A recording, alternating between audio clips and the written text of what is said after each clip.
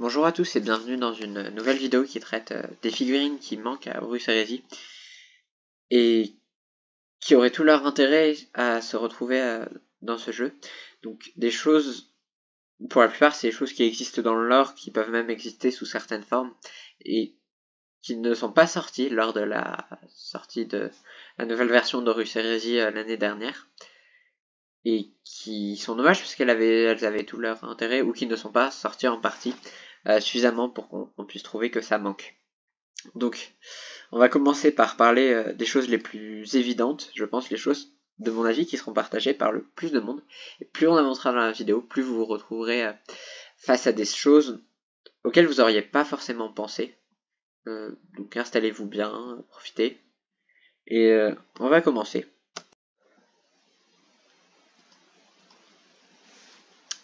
La première chose qui est dommage, c'est les armures MK2. Et pendant un moment, tout le monde pensait qu'on allait en avoir. Et au moins que les nouvelles figurines qui sortiraient ne seraient pas tous sous MK6. Et malheureusement, c'est pas ce qui est arrivé. La plupart des figurines qui sont sorties, que ce soit les motos ou même les psychers, étaient des MK6. C'est pas une armure que j'aime pas, mais je trouve que c'est une armure qu'on a un peu trop vue. Et qui est pas forcément adaptable à tout, et que ça a pas forcément sa place dans une armée d'Iron Warrior par exemple, ou de Salamander. L'armure MK2 elle était déjà sortie chez Forge World il y a quelques années. J'ai trouvé des images aussi qui montrent des versions d'assaut, je sais pas si ça existe vraiment ou si c'est des conversions. Puis après il y a quelques figurines encore qui restent sous ce format d'armure, par exemple le Predator White Scar. C'est une armure que j'aime beaucoup et que je trouve très intéressante. On voit en dessous une photo de Warand qui la porte, et c'est dommage qu'elle n'existe pas plus, parce que je pense que ça fait partie des choses qu'on aurait dû revoir ressortir, soit parmi les choses qui sont sorties, comme les motos. D'ailleurs, je crois les motos White Scar, elles sont aussi en MK2. On aurait pu mettre des MK2, ou au moins, le mieux en fait, l'idéal, ça aurait été de faire un pack comme les MK3 et les MK4 et les MK6 en même temps. On continue avec les armures, et je pense que c'est peut-être un peu moins partagé, puisque l'armure MK5 est moins populaire que l'armure MK2. Parce que l'armure MK5 est quelque chose d'un peu plus brut, d'un peu moins... On est moins dans la beauté, dans la noblesse des armures des légions. Il y a pas mal de légions Space Marine qui ont un côté très sophistiqué, donc je pense par exemple aux Emperor Children, dont on peut même inclure dedans les Ultramarines, les Imperial Fist, auxquelles cette armure ne conviendrait pas, parce qu'elle est trop brutale. Mais je trouve qu'elle incarne parfaitement l'idée du Space Marine, et que par exemple, on l'a vu utiliser pour la Death Guard, et même pas pour Heresy, mais c'est sur les Carcharodon, elle va super bien. Sur les Sons of Medusa, c'est une armure fantastique parce qu'elle incarne vraiment le côté brut du Space Marine, sans être sophistiqué. Elle n'a pas ce côté travaillé beau que les armures autres ont. Donc, je pense qu'on devrait la voir parmi les choses qui... J'espère qu'on la sortira. On la verra un jour en plastique. On n'a que deux choses. On a l'escouade d'assaut et l'escouade de... Mais c'est Forge World, c'est cher. Puis c'est des figurines avec un nombre limité de poses. Donc, vraiment, à voir. J'espère qu'elle sortira. Il y a d'autres images qui incluent parfaitement. Donc, vous voyez là ce que j'ai dit. Et j'ai ajouté aussi à ça une image de Space Wolf, je crois. Oui, c'est un Space Wolf. Dans cette arme, dans une très très vieille version en résine ou en métal, je sais plus dans la boîte qui était il n'y a pas longtemps.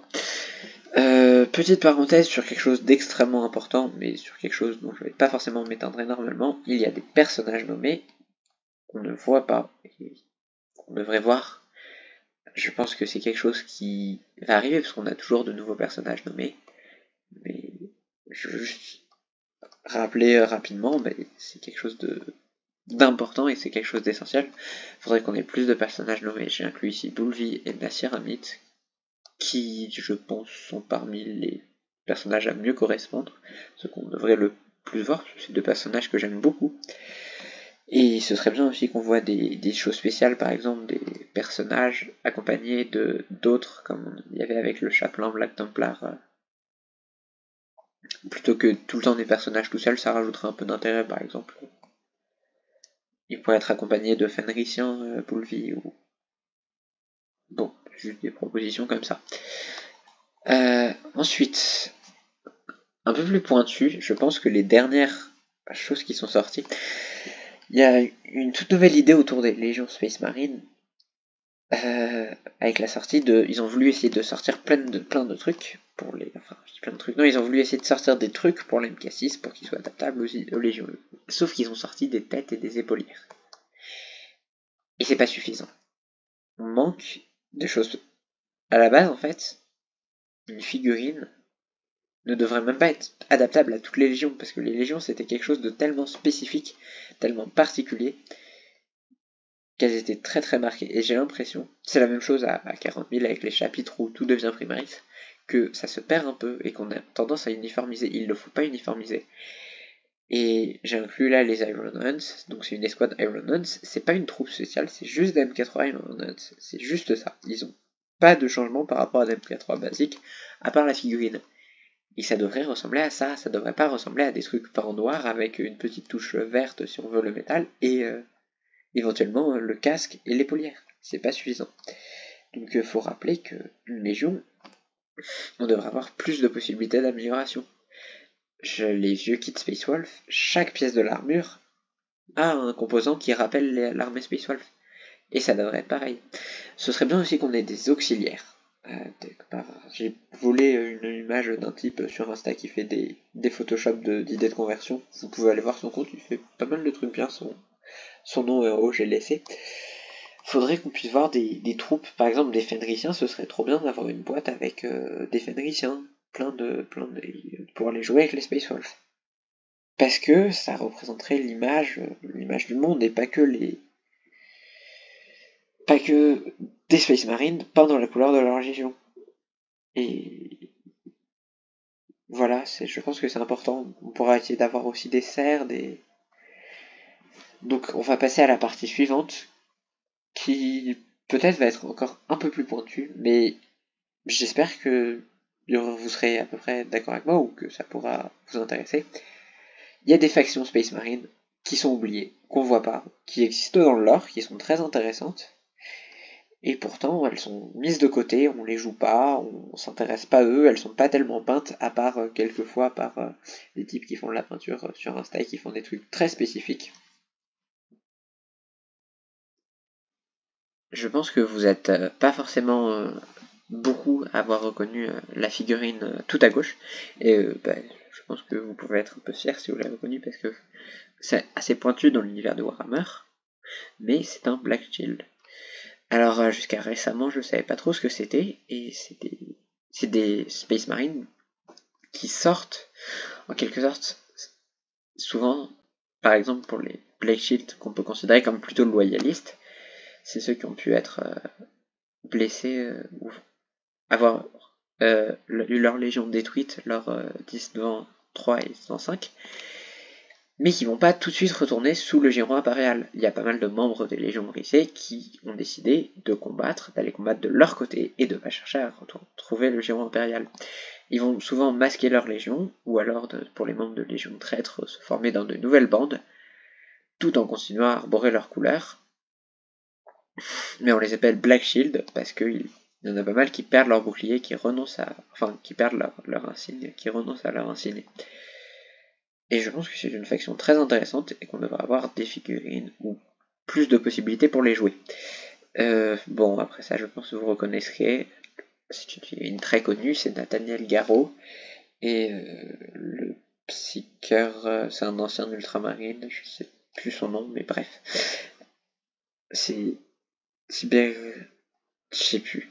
Bon, c'est deux figurines des Knight Errants qui sont une armée spéciale de Malcador, enfin qui sont en quelque sorte des agents de Malcador, le régent de l'Imperium qui a en quelque sorte fondé l'Inquisition, et c'est un personnage assez incroyable. Et ces figurines, on n'a même pas de règles pour les jouer. C'est des figurines à 60€, très chères, et c'est dommage qu'on n'en entende pas plus parler. Il y en a qui sont très intéressants et très bien, par exemple il y a Graviel Loken, Et globalement, c'est un peu les précurseurs des Grey Knights, même si on peut pas tout à fait comparer, ça reste très différent, mais c'est des membres de plein de légions qui renoncent complètement à leur passé et qui viennent combattre. Il y a des membres des Space Wolves, ils en parlent dans le bouquin Wolftime. Et ce serait très bien d'avoir la possibilité d'avoir une boîte en plastique qui rassemble. Bien entendu, il y en a un nombre limité, donc on peut pas aligner des centaines de figurines, mais c'est plutôt des personnages. Il faudrait pouvoir trouver un moyen de faire une boîte avec à la fois des Knights errantes et des auxiliaires, des agents de Malcador, bref, qui puissent permettre d'avoir une force qui soit jouable sur le champ de bataille. C'est possible d'avoir une boîte qui rassemble que 2 ou 3 Knights errants et qui est en tout 20 ou 10 figurines, un peu comme on peut trouver dans les boîtes de Warhammer Underworld, un seul personnage vraiment important. Ça permettrait de remettre cette faction sur le devant de la scène, qui je pense intéresserait beaucoup de monde, parce que moi-même je l'aime beaucoup et c'est le cas de beaucoup de monde.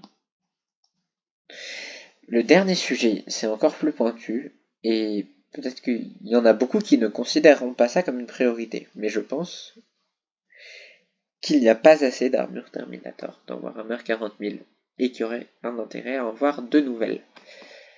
On a pour l'instant 3 armures Terminator qui existent, et on peut compter des sortes de trucs qui s'en rapprochent, comme la Gravis, pour les Primaries. On a l'armure Indometus, qui sont les armures actuelles. On a l'armure Tartaros, et on a l'armure qui était dans la boîte avec les Space Wolf, Burning of Prospero. Bon, le nom me reviendra. Et il y en a d'autres qui ont existé au cours de l'histoire. Il y a par exemple les armures Saturnines, qui étaient au début de Warhammer et qui ont disparu après. Vous avez peut-être déjà vu ces images, les 2 images qui précèdent, mais je trouve que c'est une armure très intéressante, même si les designs ont vieilli, et qu'elle aurait son intérêt à revenir. Ça pourrait être très intéressant de développer et d'avoir de nouvelles armures qui existent. Ça permettrait vraiment de rajouter quelque chose. Et enfin, il y a d'autres armures qui existent encore en figurine, et c'est pour ça que j'ai mis le Gorgon Terminator. Il faudrait donner plus d'importance à ces armures qui sont créées par les légions, et par exemple on pourrait essayer de voir d'autres figurines qui auraient reçu des Gorgones de la part de Ferus Manus. On a fini, on a vu les 6 armures, enfin non, les 6 figurines que je pense qui sont très intéressantes, et enfin les 6 concepts, les 6 choses à ajouter, et on va passer à la dernière partie, où je vais essayer de vous parler du dernier détail. Non seulement il faudrait de nouvelles choses, mais il faudrait aussi que ce soit du plastique, parce que Forge World d'aujourd'hui n'est plus tellement abordable.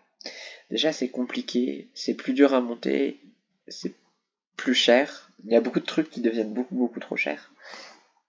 50 € pour un personnage, c'est pas abordable à la plupart des gens. Enfin, ils sont pas tous à ce prix-là, mais si vous prenez le dernier Imperial Fist qui est sorti, c'est trop cher.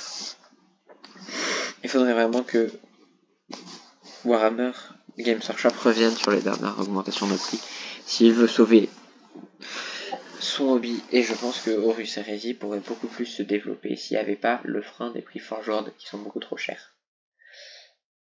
C'est tout ce que j'avais à dire. L'armure dont je pensais, c'est la Tartaros, qui est d'ailleurs mon armure préférée, et j'hésite à en prendre quelques-uns. Je ferai peut-être une partie 2. N'hésitez pas à m'indiquer en commentaire si vous avez des concepts ou des idées qui... On pourrait faire une partie 2, on pourrait même approfondir certains sujets spécifiques sur les Terminators. Il y a plein de concepts de Terminator, il y en a plus qui pourraient être développés. Je vous dis à la prochaine, et salut!